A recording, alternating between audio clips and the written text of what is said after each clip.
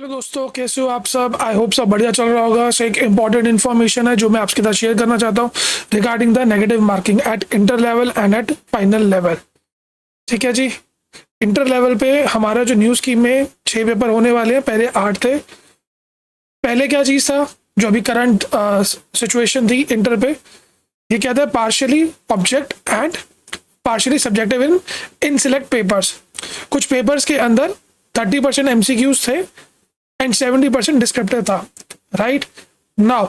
But propose scheme में क्या चीज़ है, प्रपोज स्कीम के अंदर भी सेम है 30% और 70%, बट ये हर पेपर के अंदर आपका MCQ रहेंगे।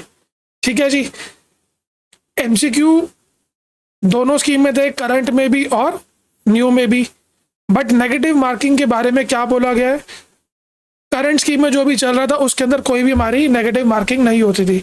बट जब न्यू स्कीम आने वाली है, हो सकता है उसके अंदर हर सब्जेक्ट में, भाई हर सब्जेक्ट में MCQs होंगे 30% प्लस 25% आपका नेगेटिव मार्किंग भी रहेगा ही रहेगा for each wrong answer to MCQ। और इसके लिए रीजन क्या दिया है, negative marking would prevent students from resorting to guess work while answering questions, so that आप गेस वर्क ना कर पाओ।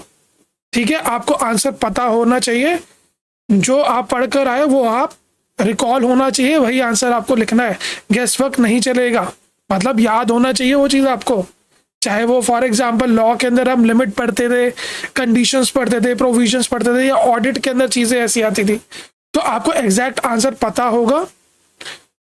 आपको इस चीज़ के लिए उन्होंने नेगेटिव मार्किंग इंट्रोड्यूस करी ताकि आप उसको गेस वर्क से ना आगे बढ़ पाओ। नेक्स्ट फाइनल लेवल पे देखते हैं। फाइनल लेवल पे पहले हमारे कितने पेपर थे, 8 पेपर थे। अब वो कितने हो जाएंगे, 6 हो जाएंगे। और नेगेटिव मार्किंग के बारे में क्या कहा गया है, नेगेटिव मार्किंग के बारे में कहा गया कि 30% MCQs रहेगा और 70% डिस्क्रिप्टिव रहता है, राइट। सो और वो भी जो MCQs है वो कुछ ही पेपर में हमारे अप्लाई होते थे, जैसे ऑडिट और लॉ हो गया, उसमें MCQ बेस पेपर हमारा आता था। अब प्रपोज स्कीम में क्या कहा गया है, हो सकता है कि सारे के सारे पेपर्स में, सब्जेक्ट्स में 30% जो है आपका MCQ रहे और 70% आपका डिस्क्रिप्टिव रहे। प्लस करंट स्कीम में क्या था कि आपकी कोई नेगेटिव मार्किंग नहीं थी ऑब्जेक्टिव में, ऑब्जेक्टिव टाइप ऑफ क्वेश्चंस में। लेकिन प्रपोज स्कीम में क्या हो सकता है, 25% नेगेटिव मार्किंग हो सकता है for each wrong answer to MCQ। ये जो है थोड़ा दिक्कत क्रिएट कर सकता है बच्चों के लिए, negative marking.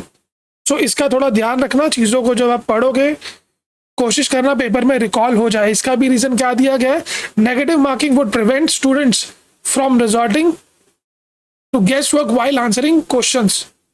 They would strive to improve their preparation and hone their application skills in order to answer correctly in the MCQ based paper.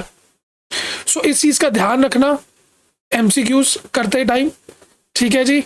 सो कोशिश यही रहनी चाहिए आपकी कि पेपर में जो आप पढ़ रहे हो वो चीज़ इजीली रिकॉल हो जाए। एंड इसी बेस के ऊपर मैं ऑडिट और लॉ पिछले 4 साल से बच्चों को पढ़ाता आया हूँ। पढ़ाना कैसे कि कॉन्सेप्ट वाइज तो रहता ही है, प्लस उसको याद कराने के ऊपर ज़्यादा स्ट्रेस दिया गया है थ्रू म्यूज़िक एंड मूवीज़। अलग तरीके की मेमोरी टेक्निक्स है जो वन शॉट में आप सबको याद रहती है और पेपर में इजीली रिकॉल हो जाती है। सो आप फेस टू फेस बैच भी आप ज्वाइन कर सकते हो। ऑडिट लॉ का 20 दिन में आपको इंटर या लॉ का सब्जेक्ट याद करवा दिया जाएगा। यही इन्फॉर्मेशन आपको देनी थी।